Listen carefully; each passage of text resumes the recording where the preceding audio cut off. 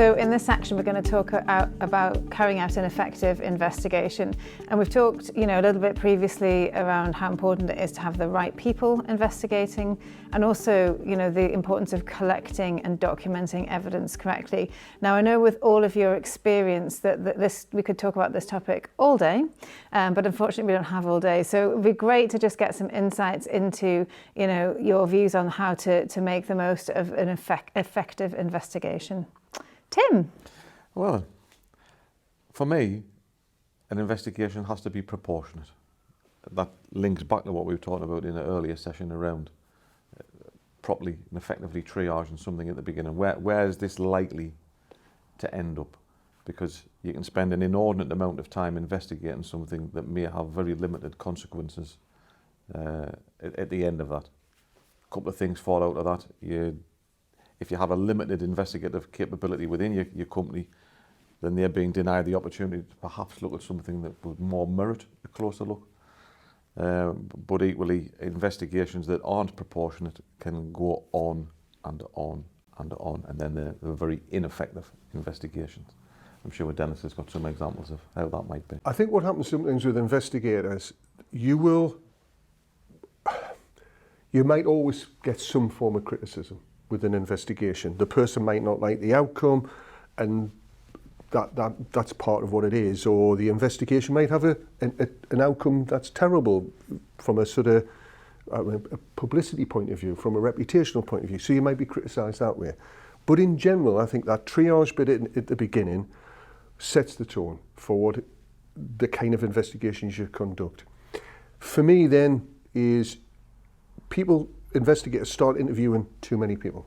They start trying to, what I would say is, have a defensive practice, defensive mentality, instead of rather defensible decision making, where you're making decisions and you say, right, I have sufficient here, which was what you were investigating. And then you're not keep interviewing. Because what will sometimes happen is that individual will give you a list. I want you to interview all these people. No, I'm going to interview these people. Yes, I will take recognition of those. But if you have what you've got, you then make a determination there, that is sufficient. And the other side, linked to that though, is you shouldn't be spending 10, 12 months doing an investigation that probably could be conducted in about 3 or 4 weeks. For me, if you keep doing that as an organisation, your organisation will come to a grind and halt, because you'll get swamped and investigators will be stuck with 7, 8, 9, 10 investigations. Then all of a sudden the organisation's faced with something that needs serious resourcing. But you can't, because you've not been effective and you've not been proportionate with these other investigations. So you've got to make decisions to say that is sufficient. I think I agree with that, and proportionality is a theme that we've all talked about, and that's critical. To work out what is proportionate, you've got to take a risk-based approach. So what's the risk that is revealed by the original report about conduct within the organisation, about wrongdoing, whatever it is, you've then got to take a risk-based approach to your investigation. But the hallmarks of an effective investigation, I think, bring out some of the themes you've mentioned. Timetabling it so that you're moving at the relevant pace. You're not delaying. And this is, particularly if it's a whistleblower report, there are things you're going to have to act expeditiously to find out. Keep in mind, it's also a fact-finding process. It's about fact-finding, not trying to solve everything in the investigation process. You might be handing your fact-finding conclusions to someone else to make the determination as to what then happens. So you keep that laser-like focused on fact-finding and maintain that objectivity. And certainly law enforcement regulators across the world will expect that you should be following reasonable lines of inquiry, not boiling the ocean. And reasonable lines of inquiry doesn't mean that you're not taking quite difficult decisions in an investigation. You often are. And investigations fail where you've kept your fact-finding at a particular level and you haven't looked up the reporting chain, you haven't looked at management's conduct, who had oversight of this. So reasonable lines of inquiry must mean, in appropriate cases, looking at people beyond necessarily those who've been responsible for the direct conduct, but looking at others as well. And that gives you a robust, objective, defensible, proportionate investigation. Would like to talk about interviewing because we've talked about that already. One of the things we see is that people will leap into interviews too quickly in too many cases. I don't know if you agree with that. Yeah, completely agree. Well, Tim's smiling, so he obviously Yeah, agrees with completely it. agree. Completely agree. In some cases, in the most serious cases, it's rarely appropriate to start with an interview. There's facts you want to gather from documents.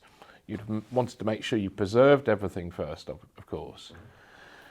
But interviewing has a number of benefits ultimately, but you're going to need to think quite hard about when to interview, when it's appropriate, depending on the risks in the case.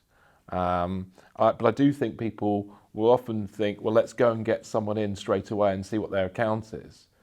That isn't necessarily the right approach. Completely agree with you, Neil. And I think a couple of things. You might interview somebody, say it was a safeguarding issue, we'll get a report and there's something that's serious that you're going to have a conversation, and it would be unprepared. But I always think if you're interviewing somebody straight away, what was the purpose of that? What you're trying to gain for interview somebody? Do you want a confession? Or, what's that about? Because you're right, in most workplace type investigations, your interview would come really further down the line, where you have your fact-finding investigation pulled together, you've got your documents, you might have evidence, you might have CCTV, and you're pulling that together in a proper interview plan, an interview strategy, before you sit down interviewing somebody. So I think there's a tendency sometimes to want to interview quickly, but the big is don't. You interview somebody when you're ready to interview, and what is the purpose of that interview as well?